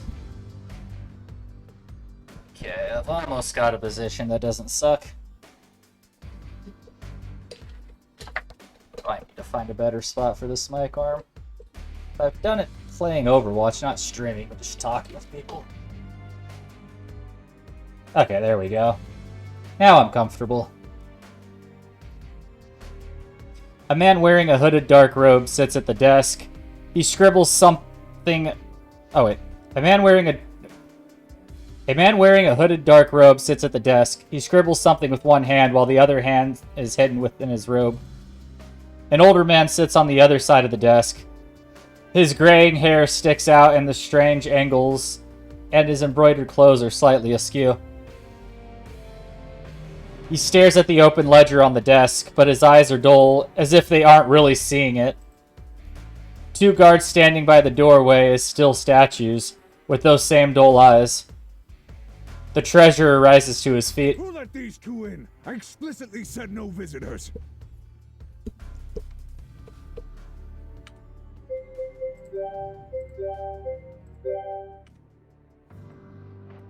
Leanna's manipulator pulses wildly, especially when she raises her arm towards him. It's him! He's the source of the shadow magic! Neither the mayor nor the guards react. How dare you make such accusations? Arrest her immediately! The guards ready their weapons. Stop! We aren't here to fight you! It's no use! He's influencing them with shadow magic! Well, I guess we'll have to kill them. A gust of wind gathers around Leanna, violently whipping her hair and clothes. It concentrates in her gauntlet's palms as she hurls it at them. The wind knocks the guards against the wall and blows open the robe of the treasure, exposing his hidden hand. Within his palm is a dark crystal spear. It looks like a marble of darkness. Oh, wait. It looks like a marble of darkness and swirling smoke. From within the crystal are shadow tendrils which extend to the mayor and his two unconscious guards. Leanna's voice is flat when she speaks. I've never heard her sound so serious before. A tainted spear, and the branding of void. Ooh, this sounds lit. You are seeing too much. The treasurer raises the black spear high, and shadow energy shoots straight towards Leanna. She raises her hand and creates another ball of wind, which she fires at the shadow bolt. The shadow ball cuts through Leanna's magic like a knife through butter, and her wind scatters harmlessly into the room. Push her out of the way, of course. Leanna! I dash towards her and knock her out of the way. I take the full brunt of the shadow blast and I'm flung back against the wall. Agony sears my body. I grit through the pain and turn and look at Leanna. It doesn't look like any of the magic hit her. She rushes over, her face a mix of bewilderment and concern. You got this. A painful or the ... You got this. I muster up a smile. Go get him. That was so reckless. Leanna unsheathes her blade. A determined fire in her eye, she faces the treasurer and raises her sword. Her manipulator glows with power, which flows into her blade, encasing it in a similar glow. Magic particles swirl around her as the static sparks of energy lash out from her weapon. In an instant, she dashes towards the treasurer at inhuman speed. He fires 2 shadow bolts, but Leanna uses her blade to cut through the air, and shoots off 2 slices of energy which cut through the shadow magic. What? Yeah! Leanna lunges and charges her blade towards the treasurer. Just before her sword would pierce him, the treasurer throws his tainted spear to the ground. It shatters apart and the shadowy mist leaks out of the orb, encasing the room in a dark fog. The thick fog clouds my vision so I can't see anything. It slowly begins to fade. I make out Leanna's watching her surroundings, but the treasure is nowhere to be seen. When she doesn't see her enemy, the glow from her sword fades away. Oh wait. When she doesn't see her enemy, the glow from her sword fades away. The mayor lets out a throaty groan. He rubs at his head, his eyes now looking groggy, like someone who has just woken up. What is... Leanna sheathes her blade. Take it easy. You were under the effects of shadow magic. shadow magic?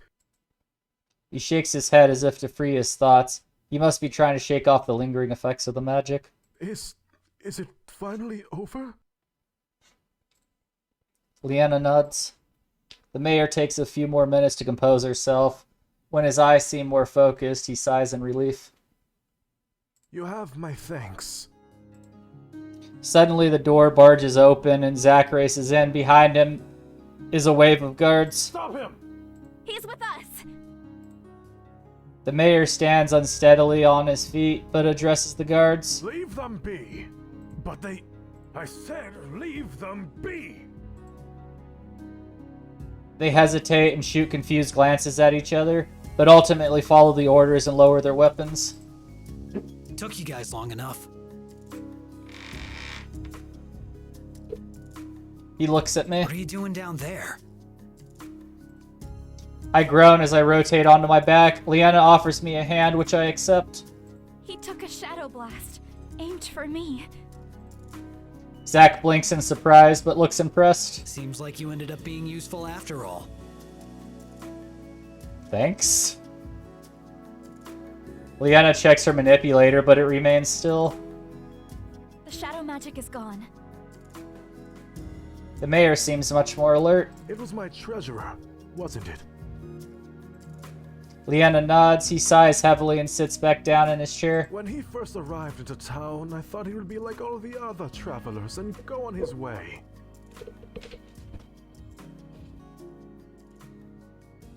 But he said he knew how to make this town even greater than what it is now.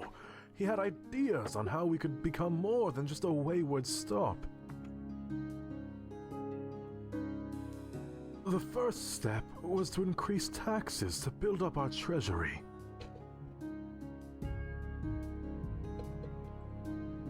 He hangs his head in his hands. Yeah, being Democrats. All I wanted was to help the people here have better lives. But all I've done is cause them suffering. You weren't in control of yourself. But it was me who made all the rulings and enforced those tax laws. Leanna shakes her head. It wasn't you. That man had a tainted sphere, and he was using it to influence you. The mayor leans back. He looks tired, as if a huge weight was dropped on him. I don't deserve to continue as mayor of this town. One of the guards steps forward. That's not true. I look over at the voice and recognize him as one of the guards, formerly controlled by shadow magic. I know what it's like when he used that magic. All I could think about was how I could become an honor guard. The thought was overwhelming and I'd do anything to achieve it. I know that wasn't the real you, Mayor. The other formerly controlled guard steps forward and nods. Me too. Little Garrett still plays with the toy sword you gave him for his birthday. Says he's practicing for when he joins the guard, too. The other guards in the room murmur their assessment. There's nobody who can run this town 100%. better than you.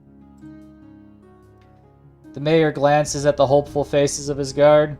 In this small town, I can believe that he knows each of them by name. Oh, okay. The mayor glances at the hopeful faces of his guards. In this small town, I can believe that he knows each of them by name. Finally, he gives them a weak smile. I suppose somebody needs to clean up this mess. He gets back to his feet and turns to us. I don't know how to thank you for what you've done for us. Leanna smiles warmly. I'm glad we were able to help. Zack and I nod. You must be exhausted. Please, feel free to stay at Raven Pass for as long as you like. You are always welcome here. Thank you. The three of us leave the mayor to his business and head off to the mansion. Once outside, I glance at the dark sky. Leanna mirrors my movement. We should rest up for the night. Agreed. I nod. I saw the inn back towards the shops. Zack leads the way. After turning down a side street, we see the light and signs from the Hogshead Inn. I stifle a yawn as we head inside. Zack and I sit down at a table while Leanna speaks with the innkeeper. She returns with 2 room keys, looking a bit shocked. Wordlessly, she passes one to Zack. What's going on? The innkeeper refused to let us pay for the rooms or food. Said it was by order of the mayor, and one he would happily oblige. That was really nice of him. She nods. Another silence falls over us, but this one feels natural and not a bit uncomfortable. After a few minutes... Oops. Well, might as well. After a few minutes, the staff brings out 3 steaming bowls and places one in front of each of us. Once the bowl hits the table, Zack digs in with gusto and practically inhales his food. Leanna and I share a look before we grab our spoons. Ah, stew again? She nods. It's hearty and filling. Rabbit again? Actually, this time it's venison. I take a bite. Better than rabbit? Yeah, I'd go with that. No way, this is even better! Leanna grins. I like venison more. I try not to wince every time I use my spoon. The fire has eased out of my body, but my shoulders still throb from when I landed on the ground. Leanna glances at me, then gets up and walks back to the innkeeper. She returns with a compress in her hand. She offers it to me with a smile. This should help with the pain. I hold it against my shoulder and I smile appreciatively as the pain slowly melts into a dull ache. Thanks for helping me back there. I smile. Anytime. I continue digging into my meal. So, what exactly makes shadow magic bad? It's far more dangerous than any other elemental magic, and it's incredibly unstable and volatile. The most serious thought of shadow magic is how it's able to amplify the shadowy thoughts of someone's mind. So the treasurer was manipulating what the mayor was already feeling? She nods. He might have wanted to help the town by looking to expand, but there's also a bit of selfishness on his part for wanting to do that too. Either greed for more money coming in and more luxurious goods, or wanting more fame and recognition. Everyone has thoughts like that. It's just a matter of keeping those thoughts in check. Wise words from the mercenary. Leanna nods. Shadow magic, unfortunately, lets those desires loose in a destructive way. Is there any way to block against it? Unless you are a mage. Not really.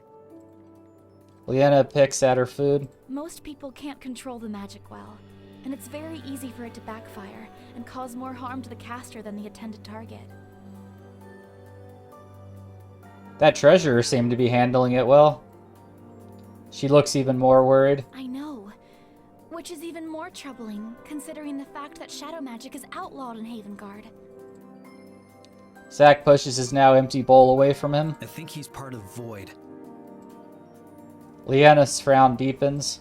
I think so too. I noticed the branding on his forearm. What's Void? They're practitioners of shadow magic. They first rose to power during the struggle of the Three Kingdoms, before the Treaty of Azaria. Ooh, history lesson. They wanted to grow their power in the outreach of shadow magic, and a lot of innocent people were killed in the process.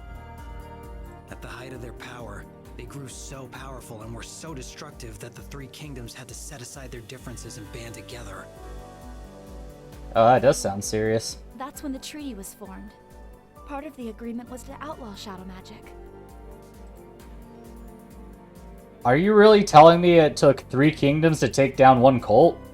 Shadow magic is a lot more powerful than any other elemental magic, which is why there are people who still want to practice it. It's impossible to stabilize the magic, so it's deemed too dangerous to be used. Is it impossible? Zack nods. I see. No wonder both Leanna and Zack seemed so grim when they first noticed the shadow magic. I stifle another yawn. Is everyone done eating? Zack and I both nod. Then I suggest we head to bed. I second that motion. I'm exhausted. I know. She grins and I can feel a rush of warmth to my face. I guess she saw my yawn. Zack leads the way upstairs, clutching one of the keys. We stop in front of the... Wait. Zack leads the way upstairs, clutching one of the keys. We stop in front of the 2 adjoining doors. Well, good night then. Good night. Zack nods. Leanna turns the key and lets herself into the room, then gently closes the door behind her. Zack also turns the key and lets himself into the second room. As I'm about to follow him, the door slams shut. Very funny. I turn the handle, but it's locked. What the hell? Zack, let me in! He ignores me, so I pound on the door. Come on, let me in! He doesn't answer, but a couple of people poke their heads out of their rooms and glare at me. Be more quiet. Try Leanna's room. Try again. Try Leanna's room. Yep. This is ridiculous. I knock on Leanna's door. Leanna? She opens the door a crack, then pulls it open all the way when she recognizes me. Her brows are creased with worry. Is something wrong? Zack is being mean, or yes, I want to stay with you. Oh, this is such a bad idea, I'm doing it. No, I was just thinking it'd be nice if we spent the night together. She narrows her eyes and slams the door shut. Damn, that's 2 for 2. Be more quiet or try again. I'll just be more quiet. Sorry. I gently knock on the door. Haha, very funny. Can you open the door now, please? No answer. I continue hammering repeatedly on the door. I can keep this up all night. Suddenly, the door swings open and I walk in. The first thing I notice are the 2 twin beds. Zack lounges on one and fixes his stony gaze on me. What the hell was that? Why didn't you let me in? No space. There are 2 beds. Zack wordlessly walks over to the other bed and pulls back the blankets. Tucked inside the bed are both of his dischargers. He tucked his guns into bed. This is... Oh, real Texas man right here. Not cool, man. Not cool. I got to remove the weapons. What are you doing? This is my bed. But then where will they sleep? I just look at him. Finally, he sighs and collects his dischargers. I lie back on the bed, and as soon as my head hits the pillow, I'm asleep.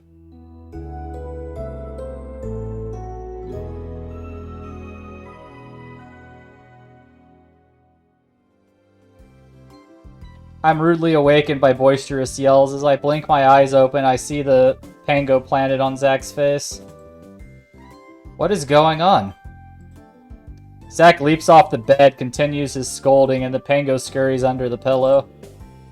I think you scared him. Get out of there! Alright. And this will continue next time. With less technical difficulties. Hopefully. Alright.